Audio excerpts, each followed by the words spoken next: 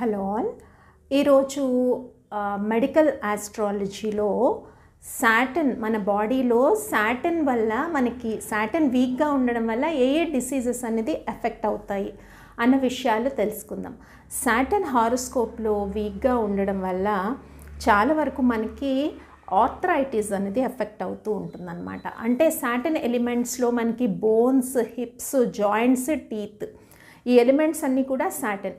మనకి usually Saturn ఏంటంటే స్లోగా రొటేట్ అయ్యే ప్లానెట్ అండ్ ఒక్కొక్క హౌస్లో 2.5 ఇయర్ ఉంటారు సాటర్న్. కాబట్టి ఏలినాటి శని, అష్టమ శని, అర్ధాష్టమ శని ఈ పీరియడ్స్ ఈ ఫేజెస్ జరుగుతున్నప్పుడు కర్మ ఎఫెక్ట్స్ ఇవ్వడం వల్ల డెఫినెట్గా సాటర్న్ రిలేటెడ్ డిసీజెస్ అన్నవి ఎక్కువగా వస్తూ ఉంటాయన్నమాట. దాంట్లో మెయిన్లీ జాయింట్ పెయిన్స్ అన్నవి ఎక్కువ కాలం ఉంటూ ఉంటాయి అన్నమాట. లాంగ్ టర్మ్ డిసీజెస్, ఆర్థరైటిస్ కూడా లాంగ్ టర్మ్ డిసీజ్లో ఒకటి. తర్వాత ఈ మెయిన్లీ ఏంటంటే బోన్ డెన్సిటీని సాటర్న్ కంట్రోల్ చేస్తారనమాట. దీంట్లో ఇంకా atrophy and gangrene, lethargy, paralysis, frozen shoulder, cold shoulders, తర్వాత వాత disorders, chronic pains, chronical diseases ఇవన్నీ కూడా సాటర్న్ రిలేటెడే ఉంటాయి. దీంట్లో మళ్ళీ మెంటల్ వరీస్ కూడా ఉంటాయి. తర్వాత ఇన్ఫ్లమేషన్ ఇన్ ఐస్ కానీ, నీస్ కానీ ఇలా ప్రాబ్లమ్స్ అన్నీ కూడా సాటర్న్ రిలేటెడే మనకి వస్తూ ఉంటాయి. రుమటిజం అని ఇలా అన్నమాట.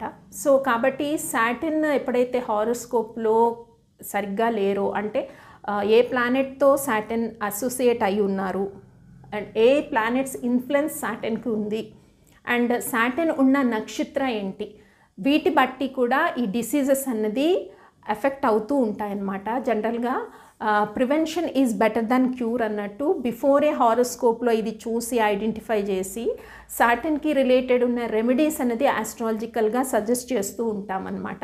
సో ఇది ఐడెంటిఫై చేసి మనం రెమెడీస్ చెప్తే చాలా వరకు కర్మ ఎఫెక్ట్స్ని, సాటర్న్ ఇచ్చే డిసీజెస్ నుంచి కొంతవరకు తగ్గించుకునే అవకాశం ఉంటుంది. ఇంకా కాలపురుష సిద్ధాంతం బట్టి మన బాడీలో ఒక్కొక్క పార్టు ఒక్కొక్క జొడాక్ సైన్కి రిలేటెడ్ అయి ఉంటుందన్నమాట.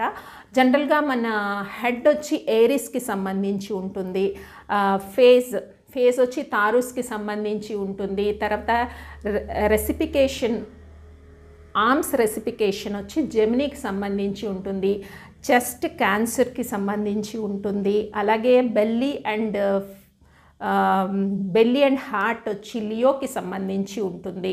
తర్వాత ఇంటెస్టింగ్ సిస్టమ్, డైజెషన్ ఇదంతా కూడా వర్గోకి సంబంధించి ఉంటుంది. అలాగే బాడీలో ప్రైవేట్ పార్ట్స్ అండ్ కిడ్నీస్ లిబ్రాకి సంబంధించి ఉంటుంది. అది 7th ప్లేస్ అనమాట.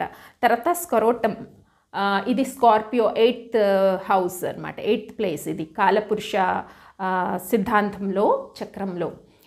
తర్వాత hips Sagittarius, knees Capricorn, legs Aquarius, feet Pisces. ఈ రకంగా మన బాడీలో ఒక్కొక్క పార్ట్ ఒక్కొక్క జొడాక్ సైన్కి కనెక్ట్ అయి ఉంటుంది. ఆ పార్ట్స్లో ప్రాబ్లం వస్తే ఆ రిలేటెడ్ ప్లానెట్స్ మనకి వీక్గా ఉన్నట్టుగా మనం చెప్తూ ఉంటాం. కాబట్టి మెడికల్ ఆస్ట్రాలజీ ప్రకారము సాటర్న్కి సంబంధించిన ఎలిమెంట్స్ ఎలా ఉంటాయంటే బాడీలో పెయిన్ ఎక్కువగా, అంటే ఎక్కువ కాలం ఉంటుంది, లాంగ్ లాస్టింగ్ ఉంటుంది, పెయిన్ ఎక్కువ ఉంటుంది. తర్వాత తొందరగా డిసీజ్ అన్నది క్యూర్ అవ్వదు. ఎందుకంటే కర్మ ఫలితాలనేవి కూడా చాలామందిలో మనం చూస్తూ ఉంటాం కదా, మోకాళ్ళ నొప్పులు ఎప్పటి నుంచో ఉన్నాయండి అని చెప్తూ ఉంటారు. తర్వాత బ్యాక్ పెయిన్ కానీ ఇలాంటివన్నీ కూడా, బ్యాక్ పెయిన్ కూడా కంటిన్యూస్గా వస్తుంది అని చెప్తూ ఉంటారు. ఇలాంటివన్నీ మనం వింటూ ఉంటాము. సో జనరల్గా ఇది మెడికల్ ఆస్ట్రాలజీ బట్టి సాటర్న్ రిలేటెడ్ ఎలిమెంట్స్ ఏమో తెలుసుకున్నాము అండ్ సాటర్న్ ప్లేస్మెంట్ ఎలా చూడాలి హారోస్కోప్లు అనే విషయం తెలుసుకున్నాము. దీన్ని బట్టి కూడా మనము రెమెడీస్ అనేది ఇచ్చి సో కర్మ ఎఫెక్ట్స్ని కొంతవరకు తగ్గించేదానికి అవకాశం ఉంటుంది. Thank you.